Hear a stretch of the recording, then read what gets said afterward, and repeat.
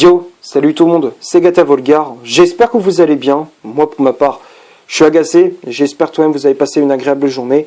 Aujourd'hui on se retrouve pour le débrief du match Manchester City-Paris Saint-Germain, match qui comptait pour la 5e journée de phase de poule de Ligue des Champions du groupe A. Défaite des Parisiens 2-1 à l'Etihad Stadium. Kylian Mbappé avait ouvert le score à la 50e minute de jeu.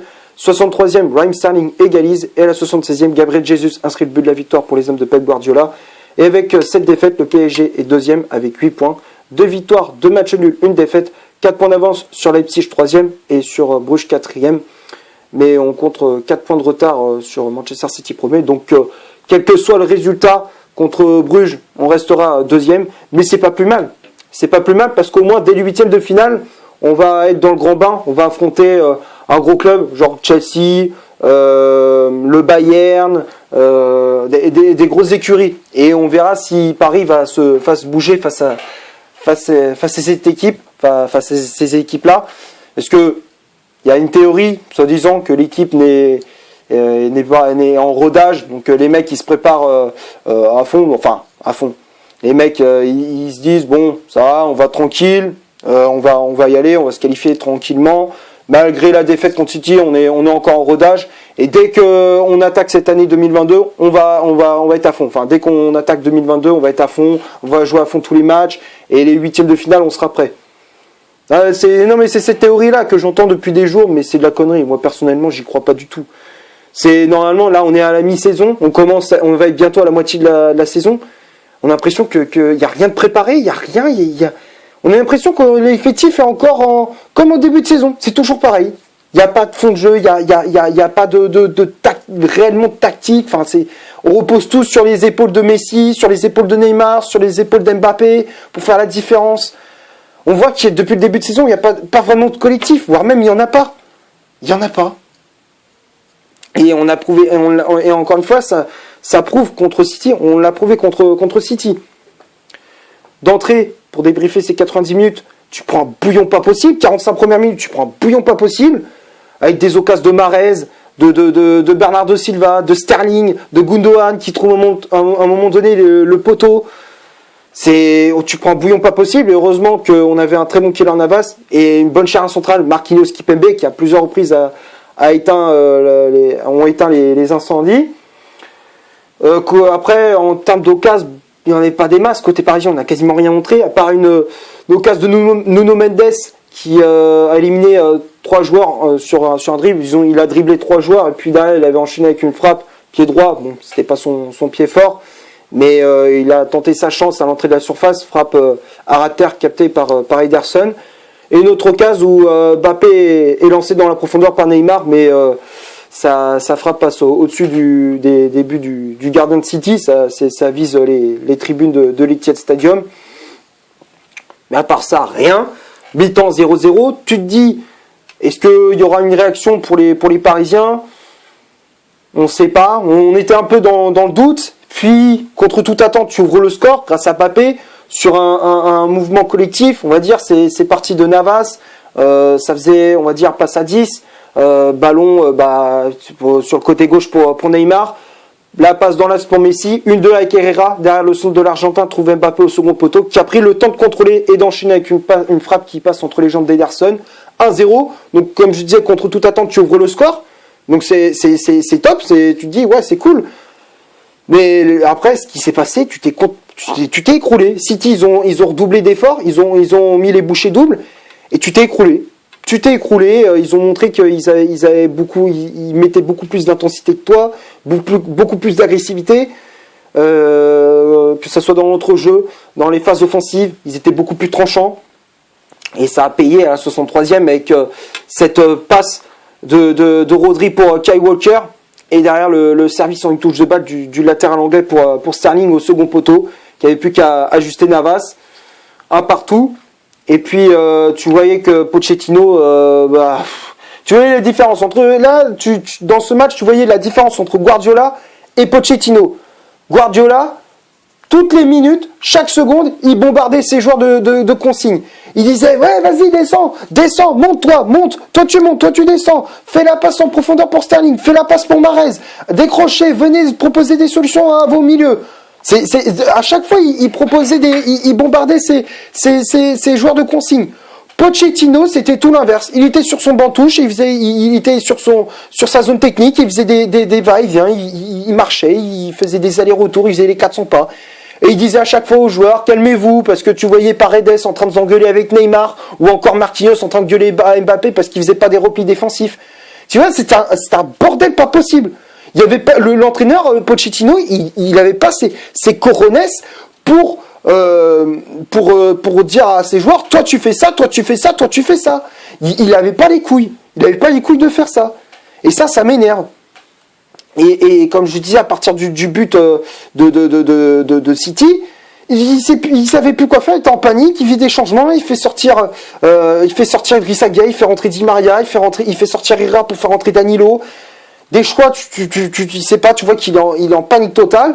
Côté de Guardiola, pas de problème. Il te fait sortir Zinchenko, il fait rentrer Gabriel Jesus, et ça paie cash. 76e minute, sur une passe qui vient côté droit, une remise de Sterling pour Jesus, qui avait plus qu'à ajuster. Et là, t'as l'impression que c'était un mouvement comme à l'entraînement. C'était exactement comme à l'entraînement. Tu voyais que City maîtrisait à 100% leur sujet. Ils maîtrisaient leur sujet à 100%. Voilà. Tout l'inverse de Paris. Donc on va passer maintenant à la composition d'équipe que Mauricio Pochettino a aligné pour ce match. Je ne sais pas si vous voyez très bien. 4-3-3 avec Keylor Navas dans les buts. La charnière centrale, Marquinhos, Kimpembe. Marquinhos qui avait le brassard de capitaine. Les latéraux, Hakimi à droite, Nuno Mendes à gauche. Le milieu de terrain, Paredes en 6, Gueye et Herrera en relayeur. Herrera qui a remplacé Verratti, encore une fois blessé. Nuno Mendes qui a remplacé Bernat sur ce côté gauche. Je ne sais pas pourquoi il a mis Nuno Mendes à la place de Bernat. J'aurais bien aimé le voir pour voir si défensivement c'était plus costaud face à Mahrez, parce que en première période Nuno Mendes ça allait, mais en deuxième période il s'est fait rouler dessus. Là c'était face au rouleau compresseur, il s'est fait écraser quoi. Et puis le trio d'attaque qui quasiment pas existé, Mbappé, Messi, Neymar. Et comme je disais, les remplaçants qui étaient entrés en jeu, Di Maria à la place de Gueye, Danilo à la place d'Herrera et Thilo Kehrer à la place de Nuno Mendes. Mais ça n'a absolument rien changé. Donc la composition d'équipe, comme je disais, il y a des choix, j'ai pas compris. Pourquoi Nuno Mendes et pas Juan Bernat? Là, je n'ai pas compris. Alors peut-être il était blessé, je ne sais pas, mais je comprends pas pourquoi il l'a pas mis titulaire. Paredes, d'accord. Mais après, en relayeur, Gueye, bon d'accord, mais pourquoi tu mets Herrera? Pourquoi tu mets pas un joueur comme Rafinha? Ou alors peut-être il est blessé aussi, je ne sais pas. Bon, tu sais, tout là-bas, ils ont le syndrome Neymar, ça veut dire qu'ils se blessent tout le temps. Mais je sais pas, en fait, dans son 4-3-3, ce qui est pas logique, c'est qu'il met 3 milieux récupérateurs. 3 milieux récupérateurs. Paredes en sentinelle, d'accord. Gueye pour mettre de l'agressivité, récupérer des ballons, ok. Mais il faut quand même un milieu qui est capable de créer le jeu, de distribuer le jeu. Là, Herrera, il n'a pas cette capacité-là. Il récupère des ballons, ok, mais il va pas forcément se projeter vers l'avant. Il va pas te faire une passe de 60 mètres. C'est pas ce profil-là. Gueye, c'est pareil, c'est pas ce profil-là. Paredes, bon, il va te faire des transversales et tout, mais c'est bon, c'est pas non plus. Il va pas te casser des lignes. C'est pas lui il va te faire un sprint de 60 mètres et qui va te casser des lignes.